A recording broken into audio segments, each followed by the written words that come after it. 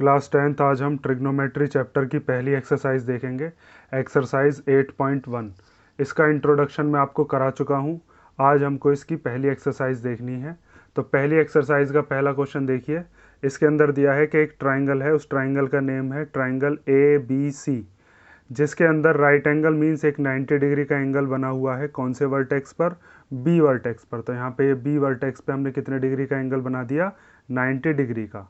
उसके बाद उस ट्राइंगल की एक साइड दी है जिसका नेम है AB, वो कितने की है? 24 सेंटीमीटर। तो ये वाली साइड बना ली AB, इसको कितने का लिख दिया? 24 सेंटीमीटर। और एक साइड हमको दे रखी है BC, और ये BC कितने की है? 7 सेंटीमीटर की। हमको बताना है कि साइन A की वैल्यू क्या होगी और कॉस A की वैल्यू क्या होगी। तो मैंने आपको बताया था कि ये जो रेशोज़ होते हैं, ये रेशोज़ हमें क्या बताते हैं? ये रिलेशन बताते हैं साइड्स के बीच का और एंगल्स के बीच का। तो अब हमें यहाँ पे किस एंगल के कॉन्टेक्स्ट में बात करनी है? एंगल A के बारे में। तो एंगल A हमारा ये वाला है।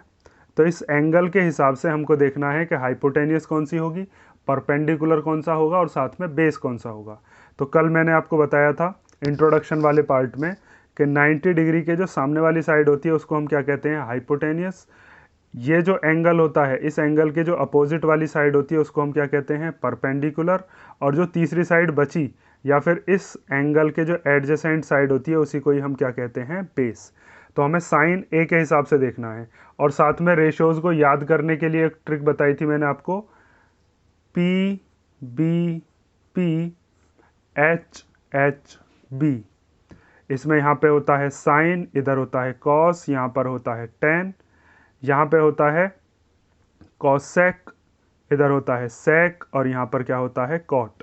तो हमें साइन को देखना है। साइन क्या होता है? परपेंडिकुलर अपॉन हाइपोटेनियस, पहले वाले पार्ट में। ठीक है। और इसी पार्ट का दूसरा हिस्सा दिया है जिसके अंदर हमको कॉस A की वैल्यू भी बतानी है। तो देखिए, इस ट्राइंगल के हमको दो साइड तो पता है, तीसरी साइड पता नहीं है, क्योंकि जब हम साइन निकालेंगे तो हमें परपेंडिकुलर के साथ साथ हाइपोटेनियस की भी ज़रूरत पड़ेगी। तो और हमारे पास हाइपोटेनियस इसमें है नहीं। तो सबसे पहले हम क्या काम करेंगे? हाइपोटेनियस फाइंड आउट करेंगे। और हाइपोटेनियस कैसे निकालते हैं उसके लिए भी मैंने कल तरीका बताया था, पाइथागोरस थ्योरम।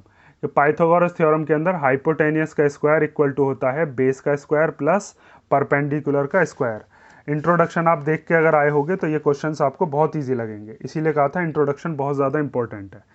तो सबसे पहले इस ट्राइंगल के अंदर जब हम सॉल्यूशन करेंगे, पहली चीज़ क्या लिखेंगे? इन ट्राइंगल ABC, ये AC क्या हो जाएगी?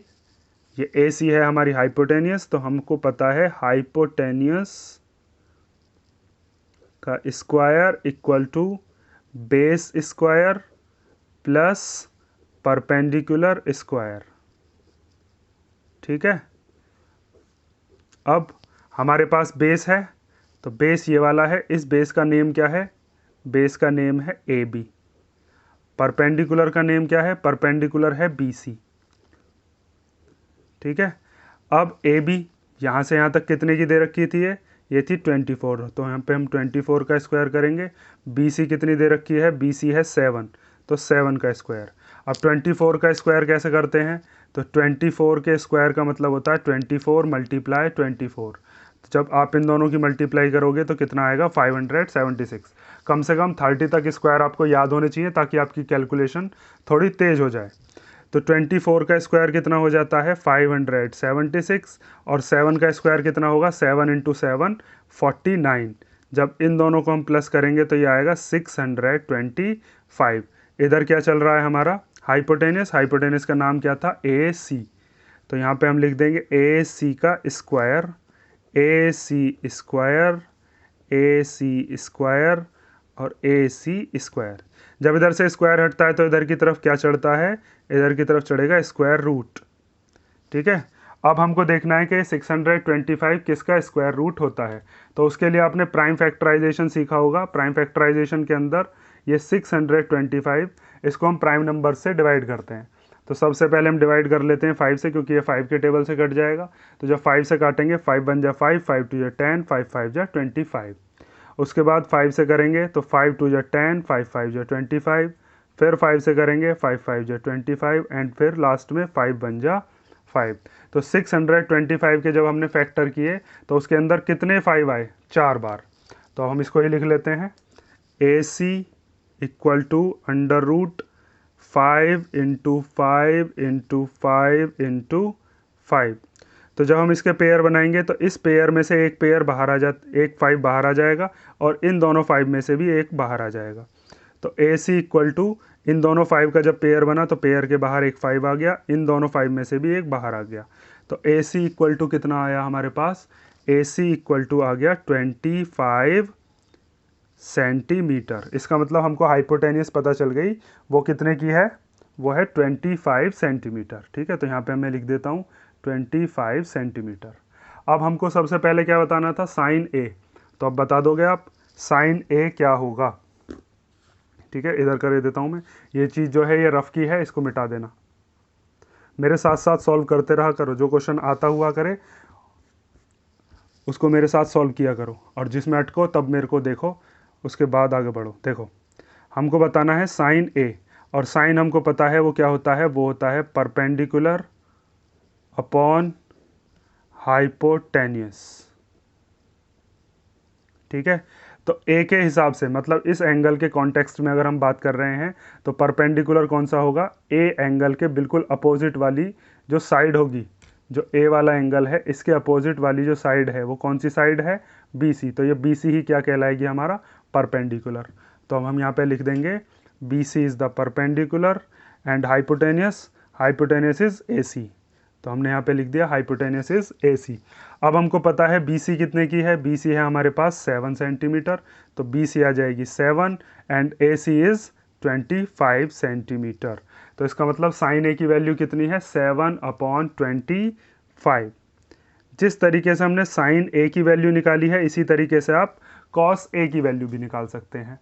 तो कॉस A की वैल्यू क्या होती है, तो देखो इधर कॉस क्या होता है, बेस अपॉन हाइपोटेनियस। ट्रिक याद है ना, प्यारे बेटा पप्पू हौले हौले बोल, सोना चांदी तोल। तो यहाँ पे अगर आप देखोगे तो यहाँ पे कॉस जो होता है क्या होता है, बेस अपॉन हाइपोटेन्यूस। तो अब हम देखते हैं कॉस को।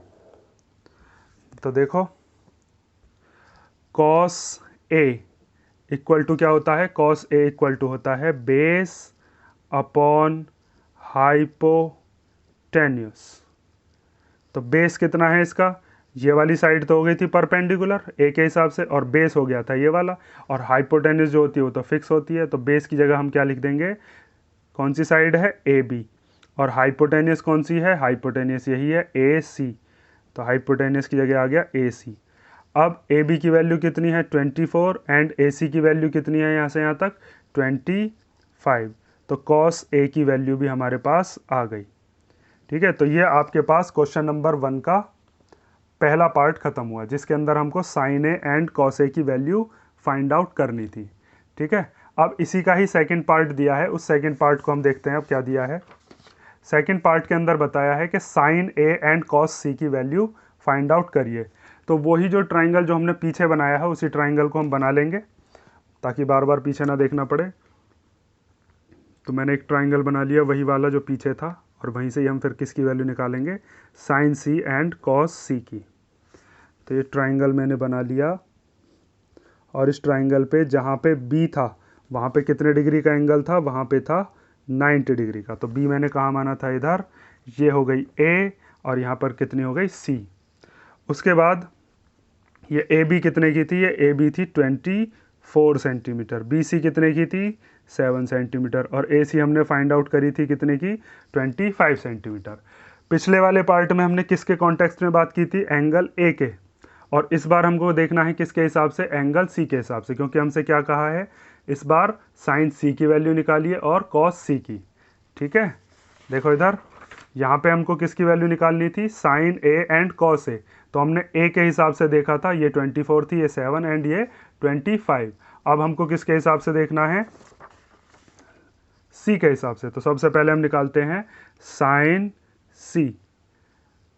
तो फॉर्मूला तो इसका भी वही रहेगा, रेशो कैसे निकालते हैं, perpendicular upon hypotenuse.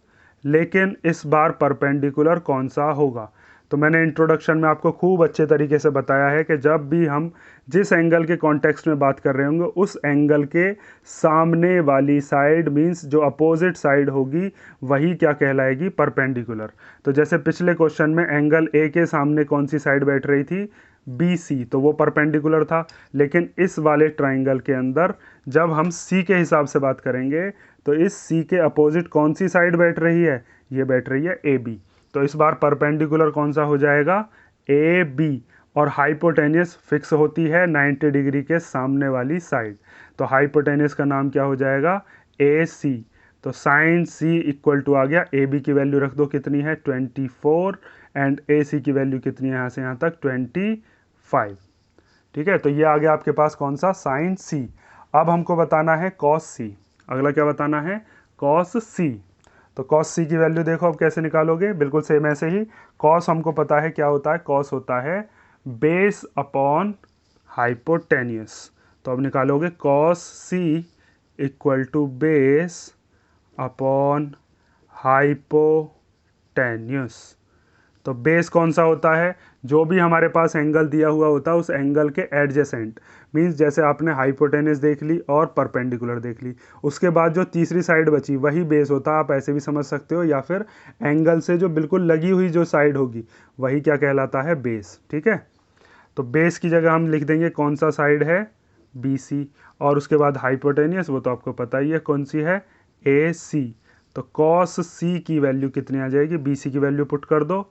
B C की वैल्यू कितनी है यहाँ से यहाँ तक 7, और ए सी की वैल्यू कितनी है यहाँ से यहाँ तक 25। तो 7/25। तो ये पहला क्वेश्चन आपका कंप्लीट होता है। पहले क्वेश्चन के पहले पार्ट में हमने निकाल लिया था साइन ए और कॉस ए, और सेकंड पार्ट में हमने निकाला है साइन सी एंड कॉस सी। ठीक है, तो फर्स्ट क्वेश्चन हमारा कंप्लीट होता है। अब हम चलते हैं क्वेश्चन नंबर सेकंड की तरफ। तो सेकंड क्वेश्चन भी बिल्कुल सेम ही है। हमको एक फिगर दे रखी है, फिगर है 8.13, ये वाली फिगर है। इस फिगर के अंदर हमको बताना है tan p minus cot R कितना होगा। तो tan p minus cot R निकालने के लिए मुझको क्या करना पड़ेगा, पहले मुझे tan p की वैल्यू पता होनी चाहिए और उसके बाद कॉट आर की वैल्यू। उसके बाद हम इन दोनों को माइनस कर देंगे और हमारे पास tan p minus cot R की वैल्यू आ जाएगी। तो सबसे पहले हम देखते हैं क्या हम tan p और कॉट आर निकाल भी सकते हैं। तो सबसे पहले तो इसमें तो आप देख रहे होगे ट्राइंगल ही कंप्लीट नहीं है। इस ट्राइंगल के अंदर हमको ये वाली साइड दे रखी है PR 13 और PQ दे रखी है कितनी 12। तो सबसे पहले हमें कौन सी साइड फाइंड आउट करनी पड़ेगी, QR। तो फाइंड आउट करने के लिए हमारे पास कौन सी थ्योरम होती है, पाइथागोरस थ्योरम। तो बाय यूजिंग पाइथागोरस थ्योरम, तो पाइथागोरस थ्योरम के हिसाब से 90 डिग्री के सामने वाली हाइपोटेनस कौन सी हो गई, PR। तो PR का स्क्वायर, अब मैं वो नहीं लिख रहा हूँ, हाइपोटेनस का स्क्वायर इक्वल टू बेस का स्क्वायर प्लस परपेंडिकुलर का। अब आप समझ गए होंगे। तो हाइपोटेनस हमारी इधर आ जाती है, बेस और परपेंडिकुलर इधर आ जाते हैं। बेस और परपेंडिकुलर इधर उधर कर सकते हो, क्योंकि अगर आप 2+3 लिखो या 3+2 लिखो, बात तो एक ही है ना। तो पहले बेस लिख लो या परपेंडिकुलर लिख लो, कोई फ़र्क नहीं पड़ता। लेकिन इधर की तरफ क्या आनी चाहिए, हाइपोटेनियस, क्योंकि हाइपोटेनियस अकेली जो सबसे बड़ी साइड है वो एक तरफ आएगी। तो इधर दूसरी साइड कौन सी लिख लेता हूँ मैं, एक है QR, तो QR का स्क्वायर, और दूसरी साइड कौन सी है PQ, तो इधर आ गया PQ का स्क्वायर। ठीक है, तो PR कितनी है, PR है यहाँ से यहाँ तक 13, और 13 का स्क्वायर हम कर देंगे। QR हमको पता ही नहीं है, तो QR तो हमको फाइंड आउट करनी थी, इसको ऐसे ही लिख लिया। और PQ यहाँ से यहाँ तक कितनी है 12। ठीक है, अब 13 का स्क्वायर आपको आता होगा। 13 का स्क्वायर होता है 169। 13 × 13 कितना आता है 169। उसके बाद 12 का स्क्वायर कितना होता है 144। ये 144 को जब इधर शिफ्ट करेंगे, इधर ये प्लस में है तो इधर आएगा तो माइनस में। तो 169 minus 144 equal to QR square. 169 में से 144 माइनस कर लो, 9 में से 4 गए तो 5 और 16 में से 14 गए तो 2 इक्वल टू QR का स्क्वायर। पिछले क्वेश्चन ने बताया था अभी स्क्वायर हटाते हैं तो क्या चढ़ा देते हैं, रूट। तो हमने रूट चढ़ा दिया 25 पर, और इधर क्या बचा हमारा QR। अब ये 25 किसका रूट होता है, 25 के फैक्टर तो आते ही होंगे, 5 × 5, 5 5 जो 25 होते हैं ना, इक्वल टू QR। जब इसके पेयर बन जाते हैं तो ये पेयर से बाहर निकलने की कोशिश करता है और निकल जाता है, एक 5 इनमें से बाहर आ जाएगा और दूसरा 5 ख़त्म। ठीक है, तो QR की वैल्यू हमारे पास कितनी आ गई, 5 सेंटीमीटर। तो QR हमारे पास आ चुका है अब 5 सेंटीमीटर। अब हमारे पास ट्राइंगल कंप्लीट है, ट्राइंगल की तीनों साइड हैं हमारे पास। और अब हम क्या बता देंगे, अब हम बता देंगे tan P minus cot R कितना होता है। तो सबसे पहले हम निकालते हैं tan P की वैल्यू। तो अब देखो tan P इक्वल टू, तो जब मैंने आपको बताया था, बार बार मैं आपको रिवाइज करवा रहा हूँ ताकि आप भूलो नहीं, प्यारे बेटा पप्पू हौले हौले बोल। तो इसमें यहाँ पे आता है साइन, यहाँ आता है कॉस, यहाँ आता है टेन, सोना चांदी तोल। तो टेन कैसे आ रहा है, P अपॉन B, मतलब कि परपेंडिकुलर अपॉन बेस। तो यही चीज़ हम लिखेंगे, इधर आएगा परपेंडिकुलर अपॉन बेस। तो हमको अब देखना है P के हिसाब से। देखो ये जो P है, क्योंकि हमें tan P निकालना है, तो P के हिसाब से परपेंडिकुलर कौन सा होगा, तो P के जो सामने वाली साइड होगी, बिल्कुल जो अपोजिट साइड है, तो अपोजिट साइड कौन सी बैठ रही है इसके, QR। तो हम बेस की परपेंडिकुलर की जगह क्या लिखेंगे, QR। और बेस कौन सा होगा, देखो हाइपोटेनस तो फिक्स है, ये वाली चीज़ कौन सी होगी, ये होगी हाइपोटेनस, क्योंकि 90 डिग्री के सामने वाली, इसको हम क्या कहेंगे, हाइपोटेनस। अब बची कौन सी साइड, ये तो हो गया इसका परपेंडिकुलर P के हिसाब से, बचा कौन सा, ये, और ये PQ ही क्या होगा इसका बेस। तो बेस की जगह आ गया PQ। अब QR की वैल्यू फाइंड आउट हमने कर रखी है, QR की वैल्यू कितनी है 5, और PQ की वैल्यू कितनी है यहाँ से यहाँ तक 12। ठीक है, तो इस तरीके से हमने किसकी वैल्यू निकाल ली, tan P की। उसके बाद हम निकालते हैं अब किसकी वैल्यू, cot R की वैल्यू। ठीक है, मैं यहाँ पार्टीशन कर देता हूँ थोड़ा ताकि घोच मोच ना हो। अब हम निकालते हैं cot R। तो cot R की वैल्यू कैसे निकालेंगे, तो cot R जो होता है, सबसे पहले तो आप देखो कॉट कहाँ होता है, तो मैंने आपको बताया था tan का जो रेसिप्रोकल है उसी को ही हम क्या कहते हैं, कॉट। तो कॉट हमारा यहाँ होता है, और जब नीचे है तो नीचे से देखोगे बेस अपॉन परपेंडिकुलर। तो अब हम कॉट आर को लिखेंगे बेस अपॉन परपेंडिकुलर। ठीक है, तो अब हमें देखना है आर के कॉन्टेक्स्ट में, जैसे हमने पहले पी के हिसाब से देखे थे कि परपेंडिकुलर और बेस कौन से हैं, अब हम किसके हिसाब से देखेंगे, आर के हिसाब से। तो देखो आर यहाँ पर है, ये रहा आर। तो आर के हिसाब से बेस कौन सा होगा, आर से एडजेसेंट ये वाली साइड लग रही है, इसका नाम क्या है, क्यू आर। और इसके जो सामने वाली साइड है उसी को ही हम क्या कहेंगे, वो है इसका परपेंडिकुलर। तो ये वाली साइड हो गई इसके सामने। हाइपोटेनस की तो कोई बात ही नहीं क्योंकि वो तो फिक्स है। ठीक है, सबसे बड़ी साइड। तो बेस का नाम क्या हो गया इसमें, क्यू आर। और परपेंडिकुलर कौन सा हो गया, इसके बिल्कुल जस्ट अपोजिट वाला पी क्यू। तो क्यू आर कितना है हमारा यहाँ से यहाँ तक 5, और पी क्यू कितना है यहाँ से यहाँ तक 12। ठीक है, तो tan P और cot R दोनों की वैल्यू हमारे पास आ चुकी है, और हम इन दोनों को क्या कर देंगे, माइनस। तो अब देखो इनको माइनस कर देते हैं हम साइड में। tan P minus cot R, तो हमको tan P की वैल्यू कितनी निकाली थी 5/12, उसको रख दो। और cot R की वैल्यू भी कितनी है 5/12। तो बिल्कुल सेम डिजिट जब होती हैं, जैसे सेम डिजिट आपने देखा हो 2 - 2 कितना होता है 0, ऐसे ही ये भी दोनों डिजिट्स कैसी हैं, सेम। तो 5/12 में से जब 5/12 जाएगा तो कितना बचेगा 0। इसका मतलब tan P minus cot R की वैल्यू कितनी है 0 है। ठीक है, तो यहाँ पे आपका ये सेकंड क्वेश्चन कंप्लीट होता है। अब हम देखते हैं क्वेश्चन नंबर 3। देखो क्वेश्चन नंबर 3 में हमको साइन ए की वैल्यू दी है, साइन ए इक्वल टू दिया है 3/4। साइन ए इक्वल टू है 3/4, और हमको किसकी वैल्यू बतानी है, कॉस ए एंड tan ए। तो देखो इस टाइप के क्वेश्चंस अगर आपके आते हैं तो इनको हम कैसे करेंगे। तो साइन ए की वैल्यू आपको पता होती है, मान लो मैंने एक ट्राइंगल बनाया और उसमें एक एंगल बना दिया ए। तो मैं इधर एक ट्राइंगल बना देता हूँ, ये एक ट्राइंगल हो गया, और इस पर मैंने थीटा कहाँ पर मान लिया, या एंगल जिस कॉन्टेक्स्ट में हम बात कर रहे हैं वो हमने मान लिया ए पर, क्योंकि हमको जो दिया है वो कौन कौन से दिए हैं, sign A, cos A, tan ए।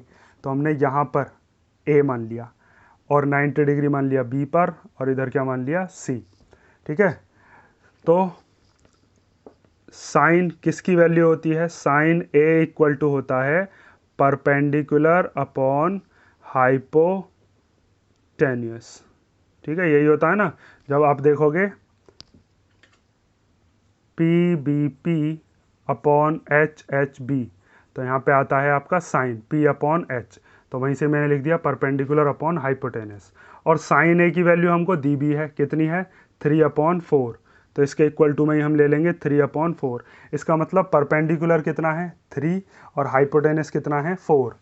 ठीक है, तो परपेंडिकुलर हम लिख लेते हैं कितना? ए एंगल ये है, तो इसके बिल्कुल जस्ट सामने वाला ये परपेंडिकुलर हो गया, ये कितना है? 3। और हाइपोटेनस होती है ये जो 90 डिग्री के सामने है, ये कितनी हो गई? 4। अब इस ट्राइंगल को कंप्लीट कर लेते हैं। हमको सबसे पहले किसकी वैल्यू निकालनी है? ए बी की। अगर ट्राइंगल कंप्लीट हो जाएगा तो फिर हम कॉस ए की वैल्यू भी बता देंगे और टेन ए की वैल्यू भी। तो इस ट्राइंगल को कंप्लीट करने के लिए फिर वही लगाएंगे हम, क्या? By using Pythagoras theorem. तो पाइथागोरस थ्योरम के हिसाब से ये वाला जो है ये हाइपोटेनस हो गया ए सी स्क्वायर, ए के हिसाब से ये वाला क्या हो गया? बेस, तो A B equal to base, और प्लस ये परपेंडिकुलर, तो बी सी का स्क्वायर। ठीक, ए सी की वैल्यू हमको पता है, यहाँ से यहाँ तक पहले ही कितनी दे रखी है? 4, तो ए सी की जगह लिख दिया 4। ए बी कितनी है ये तो फाइंड आउट करनी है, तो ए बी को ऐसे ही छोड़ दो, और बचा क्या? B C. तो बी सी यहाँ से यहाँ तक कितना है? 3, तो 3 का स्क्वायर। 4 का स्क्वायर कितना हो गया? 16 equal to A B square. 3 का स्क्वायर कितना हो गया? 9। इस 9 को इधर शिफ्ट करो तो ये हो जाएगा 16 minus 9 equal to A B square. तो 16 में से 9 गए तो कितने बचे? 7 equal to A B square. जब इधर से स्क्वायर हटाओगे तो इधर क्या चढ़ेगा? इधर चढ़ेगा रूट। तो ए बी की वैल्यू कितनी आ गई? √7। और 7 रूट के बाहर नहीं निकलेगा क्योंकि इसके फैक्टर्स ही नहीं हो पाएंगे। अब हमारे पास ये जो ए बी वाली साइड है ये कितनी आ गई? ये आ गई √7। अब हमको बताना है किस किस की वैल्यू? हमको बतानी है कॉस ए एंड टेन ए। तो पहले हम निकालते हैं कॉस ए। तो कॉस कहाँ होता है? यहाँ पर बेस अपॉन हाइपोटेनस, साइन के बराबर में होता है सोना चांदी। तो यहाँ पे हम लिखेंगे बेस अपॉन हाइपोटेन्यूस। ठीक, तो बेस कितना है यहाँ से यहाँ तक? बेस है ए बी, और हाइपोटेनस कितनी है यहाँ से यहाँ तक? ए सी। तो बेस कितना निकाल दिया? ए बी अभी निकाला था, कितना है? √7 अभी निकाला ना, ये रहा। ए बी कितना है? √7। तो ए बी की वैल्यू रख दो √7। ए सी कितना है यहाँ से यहाँ तक? 4। ठीक है, तो ये किसकी वैल्यू आ गई हमारे पास? ये आ गई कॉस ए की वैल्यू। अब हमें किसकी वैल्यू पता करनी है? टेन ए। तो टेन ए कैसे निकालते हैं? तो टेन देखो आपका कहाँ पर होता है? साइन कॉस, और इसके बराबर में यहीं पे क्या होता है? टेन। तो अब हम निकालेंगे tan A equal to perpendicular upon base. तो ऊपर लिखोगे परपेंडिकुलर और नीचे क्या लिखोगे? बेस। तो परपेंडिकुलर कौन सा है इसका? इसके सामने, इसका नाम क्या है? B C. And base is A B. तो what is the value of B C? B C is equal to 3 and A B equal to √7। तो इस तरीके से हम कह सकते हैं कॉस ए और टेन ए की वैल्यू ऐसे निकल गई। ठीक है, तो अभी हमारे पास कौन सा क्वेश्चन हो गया? Question number 3। अब हम आगे देखते हैं क्वेश्चन नंबर 4। ठीक है, क्वेश्चन नंबर 4 देखो। तो क्वेश्चन नंबर 4 में हमको बताया है given 15 cot A equal to 8, find sine A and sec A. Means 15 cot A की वैल्यू है 8, और हमको किसकी वैल्यू बतानी है? साइन ए एंड सेक ए की वैल्यू। तो ये बिल्कुल पिछले वाले क्वेश्चन की तरह ही है, बस इसमें एक चीज़ दे दिया है हमको कि कॉट ए के इधर मल्टीप्लाई में दिया है ये 15, इसको हम शिफ्ट करके इधर ले आएंगे इसके अपॉन में, और उसके बाद बिल्कुल सेम ऐसे ही क्वेश्चन होगा जैसे पिछला वाला हुआ था। तो मेरे साथ साथ आप भी सॉल्व कर सकते हो। देखो, पहले एक ट्राइंगल कंप्लीट कर लिया मैंने, और इस ट्राइंगल का नेम मैंने क्या दे दिया? Triangle A B C. और इसमें थीटा मैंने कहाँ पर मान लिया, या एंगल कहाँ मान लिया? ए, क्योंकि मुझे जो एंगल दिया है वो ए ही दिया है। इधर मैंने मान लिया बी, और इधर क्या मान लिया? सी। यहाँ पे हो गई है 90 डिग्री। अब उसके बाद हमको जो दिया है वो दिया है 15 कॉट ए इक्वल टू 8। तो इस 15 को जो हम शिफ्ट करेंगे तो 8 के अपॉन में ला सकते हैं, इधर मल्टीप्लाई में कॉट ए के साथ, तो इधर आके किस में हो जाएगा, डिवाइड में। तो cot A equal to 8 upon 15। ठीक है, तो ये हमारे पास किसकी वैल्यू आ गई, कॉट की। अब हमको कॉट की वैल्यू वैसे भी पता होती है, तो जब आप करते हो P B P upon H H B, तो इधर यहाँ पे क्या होता है आपका कॉट। तो कॉट की वैल्यू क्या हो जाएगी, बेस अपॉन परपेंडिकुलर। तो कॉट ए किसके इक्वल होता है, बेस अपॉन परपेंडिकुलर। तो इसका मतलब यहाँ से हमारा बेस कौन सा है, ए बी, तो ए बी हमारा कितना हो जाएगा, base, and perpendicular is B C. Perpendicular कितना आ गया, बी सी। तो यहाँ से आप कह सकते हो कि ए बी कितना है हमारा 8 एंड बी सी कितना है हमारा 15। तो यहाँ पे लिख दो ए बी है 8 और ये कितना है 15। अब ट्रायंगल को कंप्लीट करोगे, तो ट्रायंगल को कंप्लीट करने के लिए पाइथागोरस थ्योरम। तो अब पाइथागोरस थ्योरम के हिसाब से बाय यूजिंग पाइथागोरस थ्योरम हम कह सकते हैं ए सी का स्क्वायर, क्योंकि ए सी हाइपोटेनियस है तो वो अकेली इधर आएगी, equal to A B square plus B C square. तो ए सी तो हमको पता नहीं है, वही तो हमको निकालनी है। ए बी स्क्वायर कितना हो जाएगा, ए बी कितना है, ए बी है हमारे पास 8, अभी निकाला है ना, बेस कितना है 8, तो 8 का स्क्वायर। बी सी कितना है 15, तो 15 का स्क्वायर। तो 8 का स्क्वायर कितना होता है, 8 8 जा 64, और 15 का स्क्वायर कितना होता है 225। अब इन दोनों को आप प्लस करोगे, तो जब प्लस करोगे 5 और 4 9, 2 और 6 हो गए 8, और 2 एज इट इज़ आ गया। स्क्वायर हटाएंगे तो क्या चढ़ेगा इधर, रूट। 289 किसका रूट होता है, तो जब आप 289 के फैक्टर्स निकालेंगे तो 289 बस 17 के टेबल में आएगा, ये 17 का ही स्क्वायर होता है। 17 1 जा 17, और बचे कितने 11, 11 और 9 119, 17 7 जा 119, तो ये 17 के टेबल में 17 बार आता है। तो इसका मतलब 289 के हम फैक्टर्स जब करेंगे तो उसके अंदर क्या क्या आएगा, 17 मल्टीप्लाई 17, तो ए सी की वैल्यू कितनी आ गई हमारे पास 17। ठीक है, तो हमारे पास अब इस ट्राइंगल की तीनों साइड आ चुकी हैं, ये कितनी है, ये है 17। ठीक है, अब हमको क्या बताना है, हमको बताना है साइन ए, एंड दूसरी चीज़ क्या बतानी है, सेक ए। तो अब हम पहले निकालते हैं साइन ए और उसके बाद क्या निकालेंगे, सेक ए। तो साइन देखो कहाँ पर होता है, साइन होता है यहाँ सबसे पहले। ठीक है, यहाँ पे क्या होता है कॉस, यहाँ पे टेन, यहाँ पर कॉस सेक, और यहाँ पर सेक। ठीक है, ये चीज़ बहुत ज़्यादा इंपॉर्टेंट है, इस चीज़ को बिल्कुल पक्का घोट के पी जाओ। तो साइन ए कितना होता है, परपेंडिकुलर अपॉन हाइपोटेनियस। तो परपेंडिकुलर कौन सा है इसके हिसाब से, ये वाला, इसका नाम क्या है बी सी, और हाइपोटेनियस कौन सी है, ये वाली, इसका नाम क्या है ए सी। तो परपेंडिकुलर कितने का है, परपेंडिकुलर की वैल्यू पुट कर दो 15, और ए सी ये जो हाइपोटेनियस है ये कितना है, ये है 17। ठीक है, तो साइन ए की वैल्यू आ गई। इसी तरीके से अब हम किसकी वैल्यू निकाल लेंगे, सेक ए की वैल्यू। तो सेक ए कितना है, सेक होता है यहाँ पे नीचे की तरफ लिखा हुआ है, तो एच अपॉन बी, मतलब हाइपोटेनियस अपॉन बेस। तो अब देखो इधर, यहाँ पे हम निकाल लेते हैं सेक ए। तो सेक ए क्या होता है, हाइपोटेनियस अपॉन बेस। तो हाइपोटेनियस कितनी है इस वाले ट्राइंगल की, हाइपोटेनियस तो ये है, इसका नाम क्या है ए सी, और बेस क्या है इसका, ये वाला, बेस का नाम क्या है ए बी। ए सी की वैल्यू हमको पता है कितनी है 17, तो उसको पुट कर दो, और ए बी की वैल्यू कितनी है 8, तो उसको पुट कर दिया। ठीक है, तो ये वाला क्वेश्चन हमारा कंप्लीट होता है यहाँ पर। अब हम देखते हैं क्वेश्चन नंबर 5। तो देखो question number 5।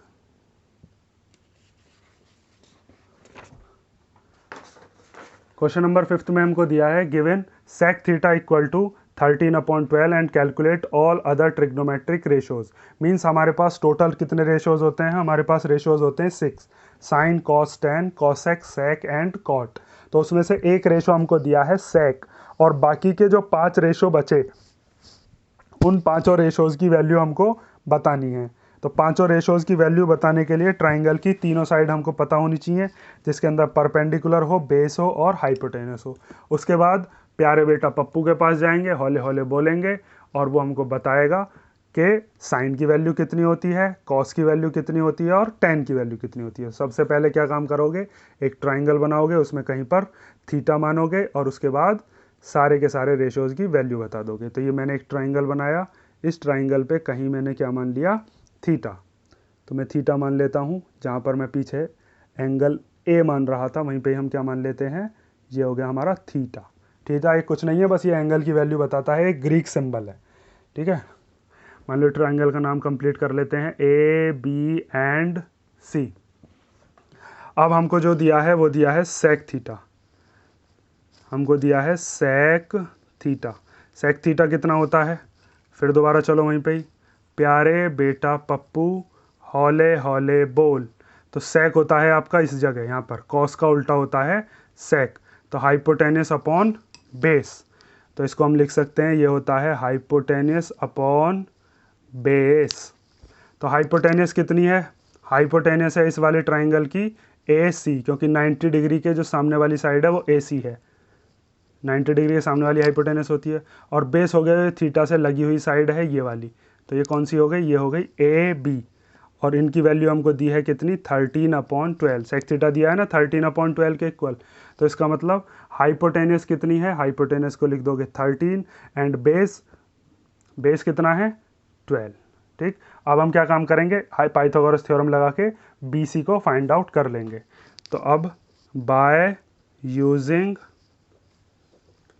Pythagoras theorem, Pythagoras theorem का यूज़ करके हम ये कह सकते हैं, ये जो हाइपोटेनस है A C square equal to A B square plus B C square. तो ए सी की वैल्यू कितनी हो रही है यहाँ पे 13, ए बी की वैल्यू कितनी है यहाँ से यहाँ तक 12, और बी सी की वैल्यू कितनी है यहाँ से यहाँ तक, वो हमको फाइंड आउट करनी है। तो 13 का स्क्वायर कितना हो जाएगा, 13 का स्क्वायर होगा 169। उसके बाद 12 का स्क्वायर कितना होता है 144, and B C is what, B C हमको निकालना है। तो 144 को इधर शिफ्ट करो, इधर आके ये माइनस का equal to B C square. जब इसमें से इसको माइनस करोगे तो कितना आएगा 25 equal to B C square, square हटाओगे तो इधर क्या चढ़ेगा रूट, तो रूट चढ़ा दो। और तुमको पता होगा 25 किसका रूट होता है 5 का। जब इसके फैक्टर करोगे तो 5 × 5 इक्वल टू बी सी, तो एक 5 बाहर आ गया और हमारे पास बी सी की वैल्यू कितनी आ गई 5। ठीक है, तो बी सी हम कितना लिख सकते हैं 5। अब हमारे पास सारी की सारी वैल्यूज़ हैं ट्राइंगल के अंदर। अब इसने हमसे पूछा था कि ट्रिग्नोमेट्री के जितने भी रेशो होते हैं, उन सारे के सारे रेशोज़ को बताइए। तो पहला रेशो हमारे पास कौन सा होता है यहाँ पर, साइन। सबसे पहला कौन सा होता है साइन। तो सबसे पहले हम साइन की वैल्यू निकालते हैं, वो कितनी होती है परपेंडिकुलर अपॉन हाइपोटेनियस। तो मैं इधर लाइन काट देता हूँ, देखो अब ध्यान से। सबसे पहले हम निकालेंगे साइन थीटा की वैल्यू। तो साइन क्या होता है हमारा परपेंडिकुलर अपॉन हाइपोटेनियस। तो थीटा के हिसाब से हमारा परपेंडिकुलर कौन सा है बी सी, तो बी सी हमने लिख लिया। हाइपोटेनियस कौन सी है ए सी, तो हमने ये लिख लिया। बी सी की वैल्यू कितनी है 5 and A C is what 13। हमारे पास साइन निकल गया। उसके बाद हम क्या निकालेंगे अब कॉस थीटा। कॉस थीटा क्या होता है बेस अपॉन हाइपोटेनस।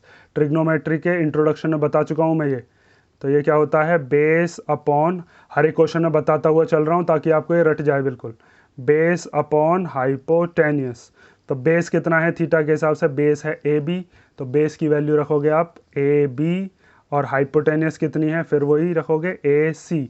तो ए बी की वैल्यू रख दो कितनी है 12, और ए सी की वैल्यू कितनी है यहाँ से यहाँ तक 13। तो साइन निकल गया और कॉस निकल गया।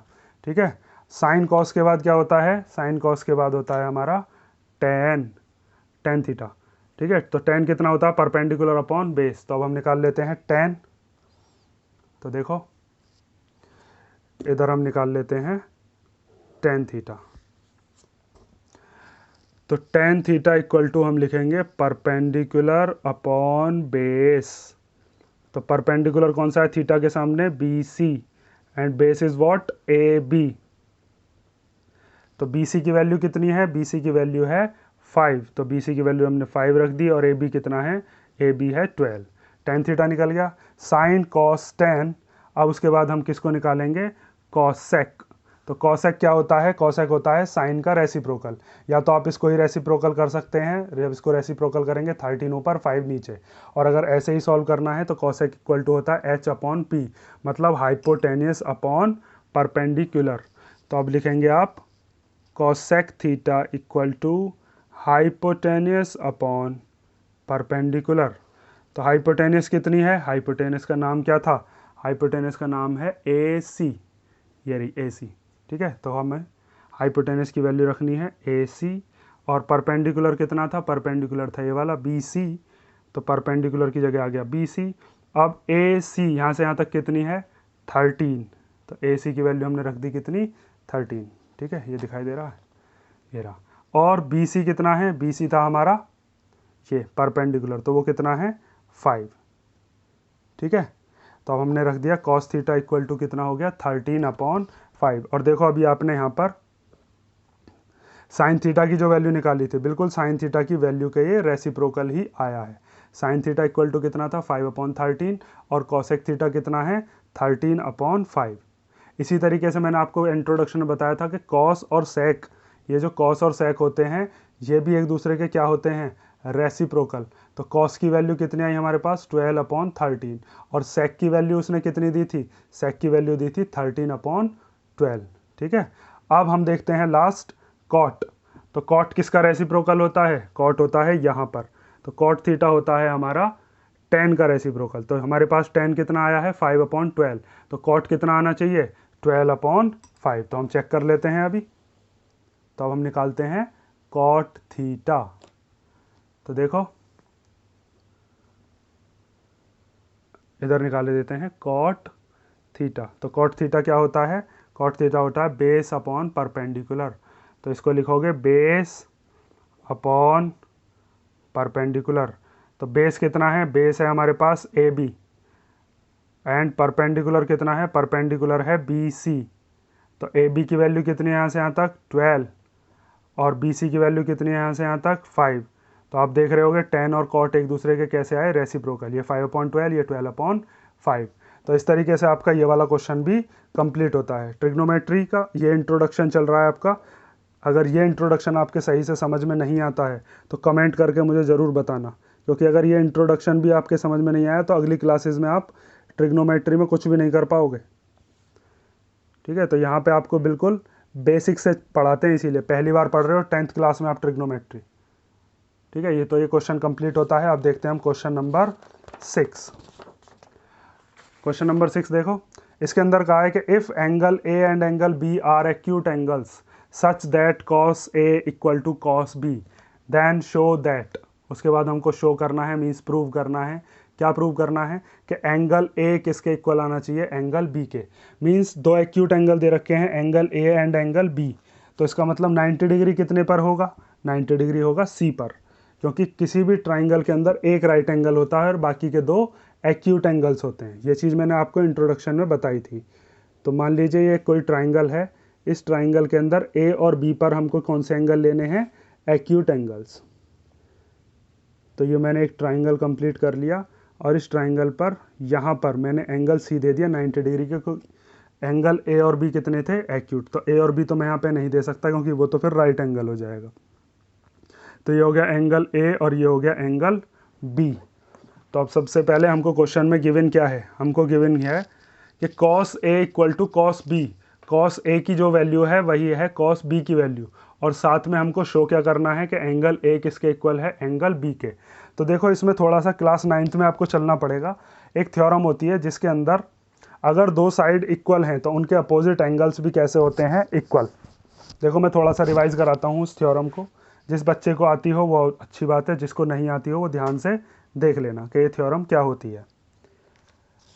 तो उस थ्योरम के अंदर हमने ये चीज़ पढ़ी थी कि मान लीजिए अगर कोई ट्राइंगल है हमारे पास, जैसे एक ट्राइंगल है, इस ट्राइंगल का नाम हमने दे दिया ए बी सी, और आपसे ये कह दिया जाए कि ये दो साइड इसकी इक्वल हैं। ए बी किसके इक्वल है, ए सी के इक्वल। हम लिखते थे ए बी किसके इक्वल है, ए सी के। अगर दो साइड इक्वल हैं तो इन दोनों साइड्स के जो अपोजिट एंगल्स हैं वो भी कैसे होंगे, इक्वल। तो ए बी साइड के अपोजिट कौन सा एंगल है, एंगल सी। और ए सी साइड के अपोजिट कौन सा एंगल है, एंगल बी। अगर दो साइड इक्वल तो दो अपोजिट एंगल्स भी कैसे होंगे, इक्वल। तो हम लिख सकते थे एंगल बी किसके इक्वल होता है, एंगल सी के। इसके लिए आप प्रॉपर्टी लिखते थे angles opposite to equal sides are equal. ठीक है, तो ये वाली जो प्रॉपर्टी थी ये हमने क्लास 9th के चैप्टर नंबर 7 में पढ़ी थी कॉन्ग्रुएंसी के अंदर। और इसका जो कन्वर्स होता है वो भी ट्रू होता है कि अगर मान लीजिए कोई ट्राइंगल जो था उस ट्राइंगल के हमको दो साइड ना देकर दो एंगल इक्वल दे देता। जैसे मान लीजिए ट्राइंगल है पी क्यू आर, तो आपसे कह देगा एंगल क्यू किसके इक्वल है, एंगल आर के। और बताइए क्या पी क्यू और पी आर भी इक्वल होंगी, तो आप कहोगे P Q equal to P R होगी। इसके लिए आप लिखोगे sides opposite to equal angles are equal.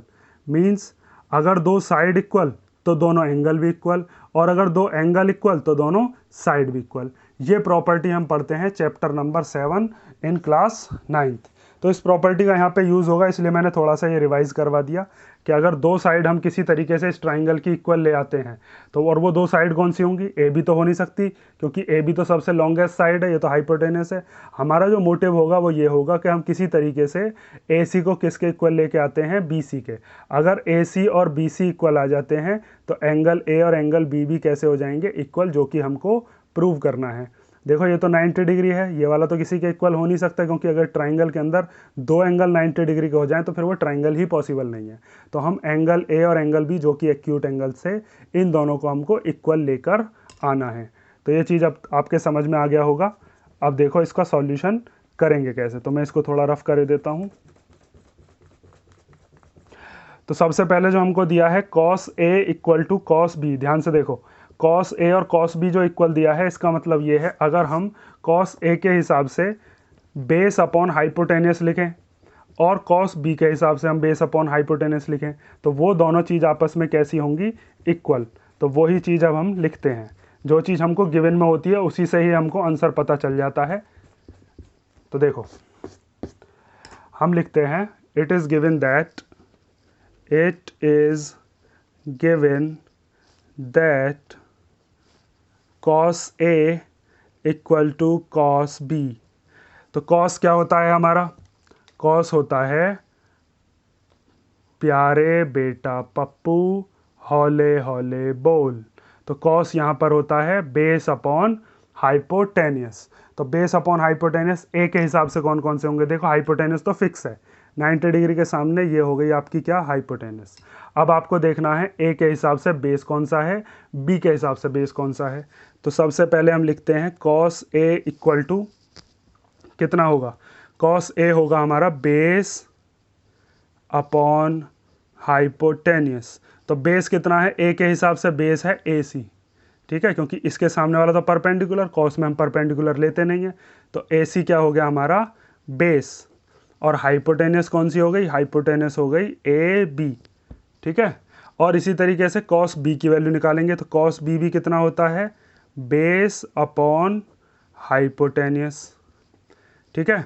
तो अब B के हिसाब से हम देखेंगे, B के हिसाब से बेस कौन सा है, B है ये, तो इसके हिसाब से बेस ये हो गया, ये वाला।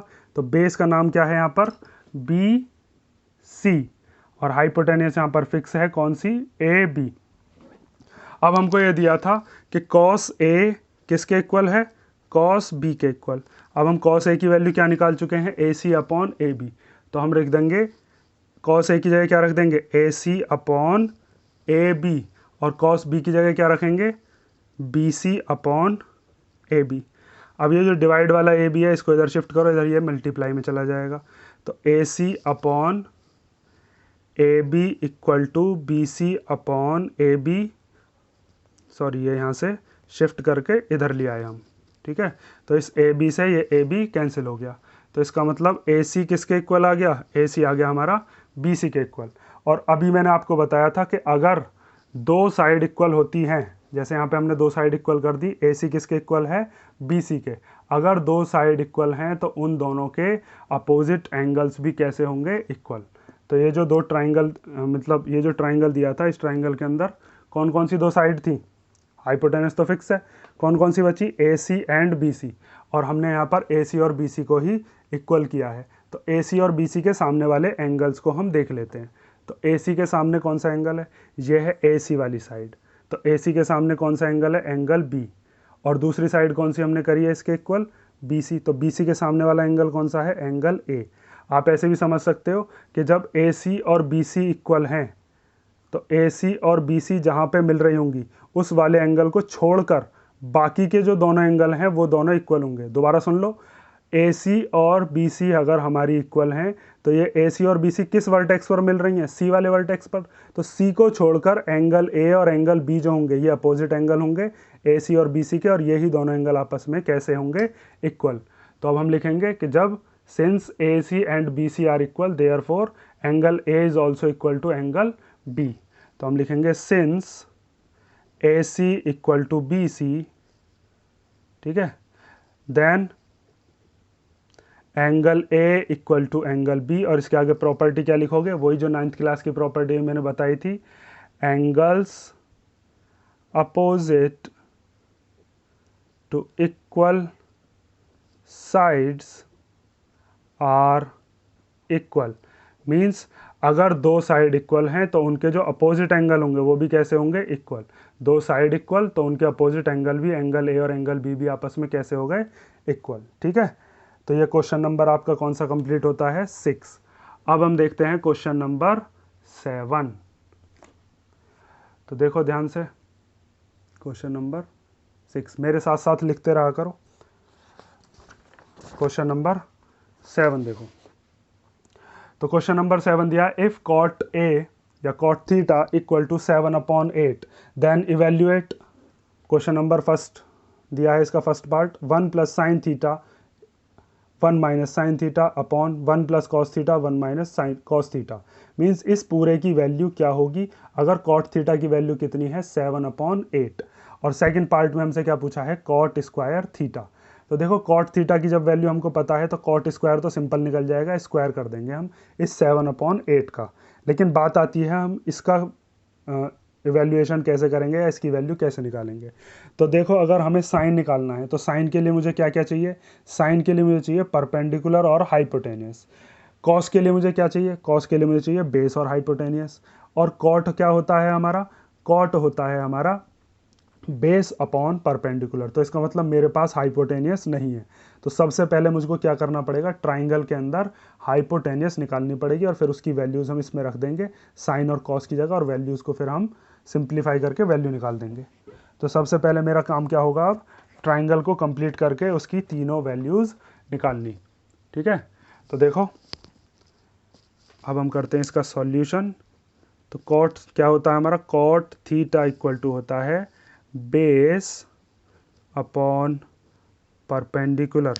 ठीक है, तो बेस अपॉन परपेंडिकुलर होता है, मान लो मैंने एक ट्राइंगल बनाया और उस ट्राइंगल के अंदर बेस और परपेंडिकुलर को मैंने लिख दिया।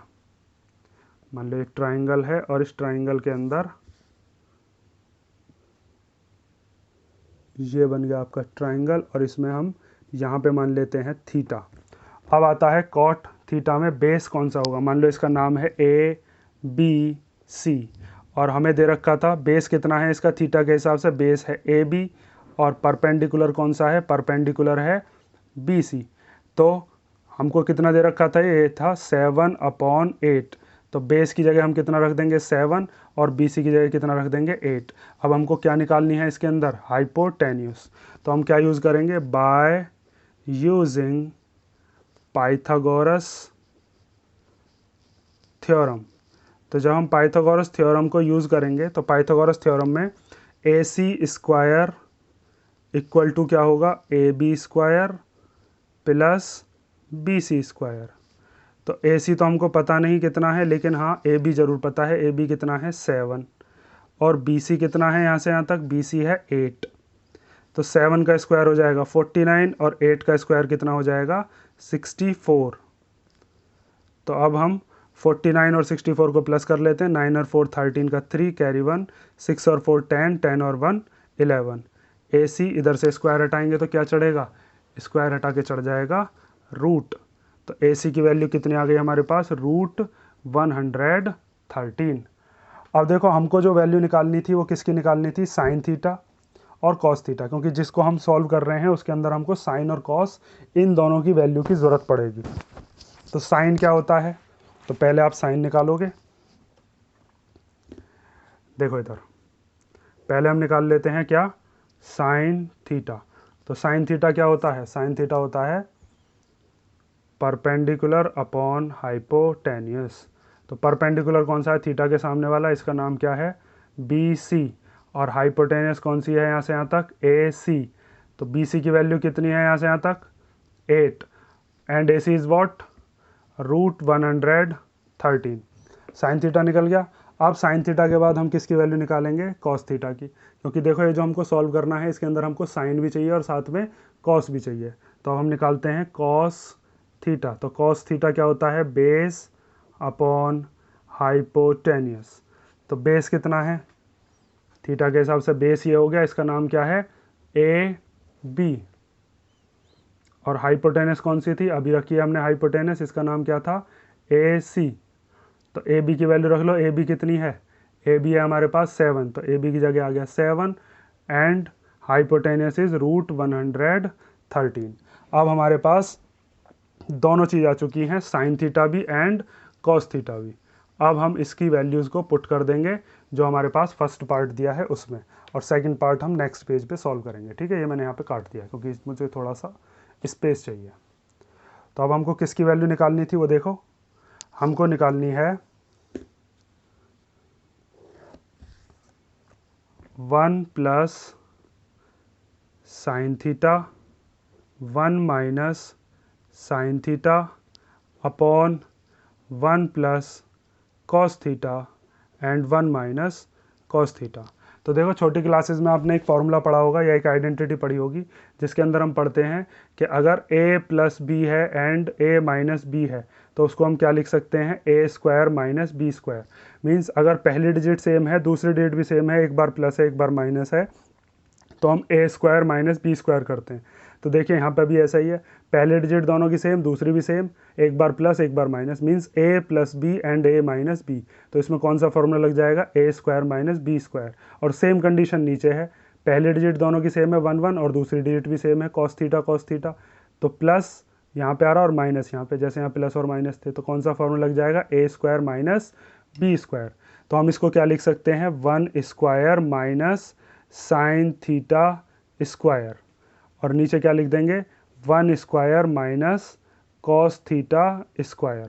तो 1 का स्क्वायर कितना होता है, 1 के स्क्वायर का मतलब हो गया 1 1 जा 1।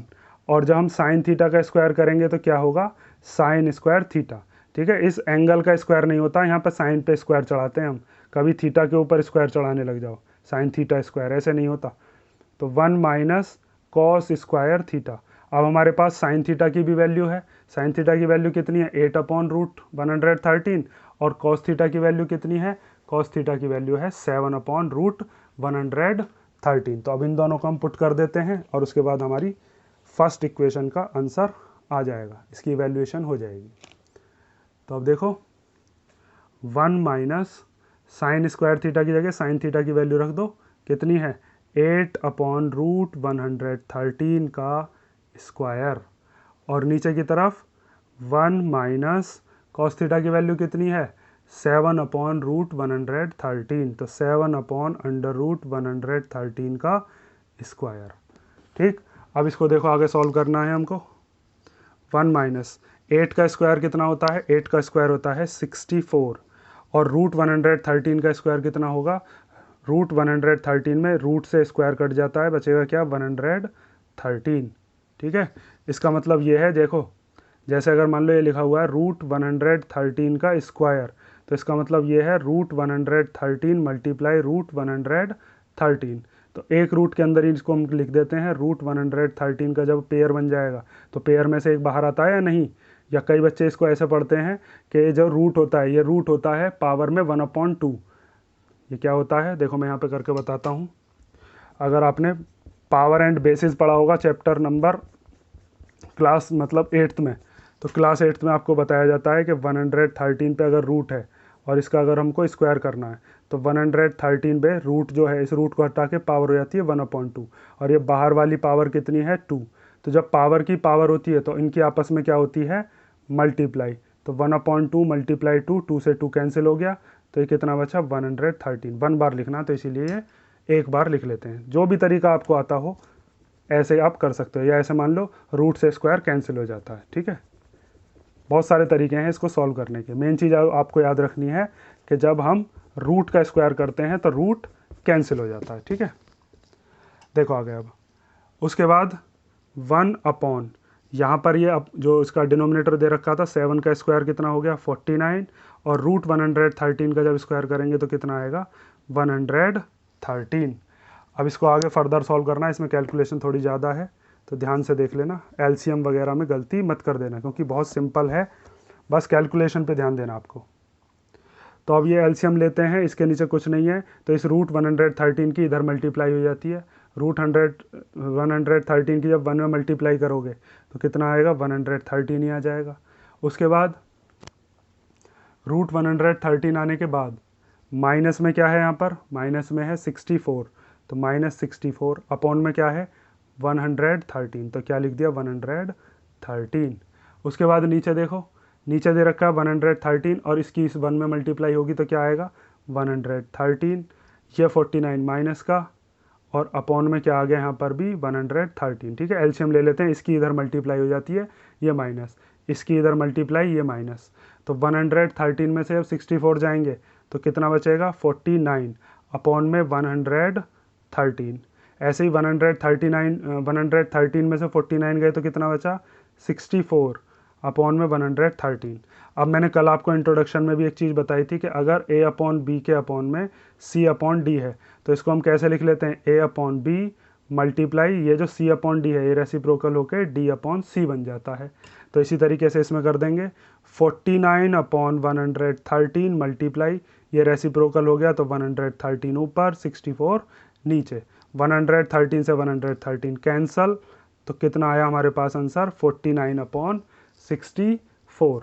ठीक है, तो बहुत सिंपल सा क्वेश्चन है वैसे तो, लेकिन इसमें कैलकुलेशन थोड़ी ज़्यादा है तो ध्यान से देख लेना कहीं पे भी कैलकुलेशन में दिक्कत ना हो। अब इसका सेकंड पार्ट था, उस सेकंड पार्ट के अंदर हमको किसकी वैल्यू निकालनी थी, कॉट स्क्वायर थीटा की। तो देखो इसका सेकंड पार्ट भी और देख लेते हैं हम। सेकंड पार्ट है इसका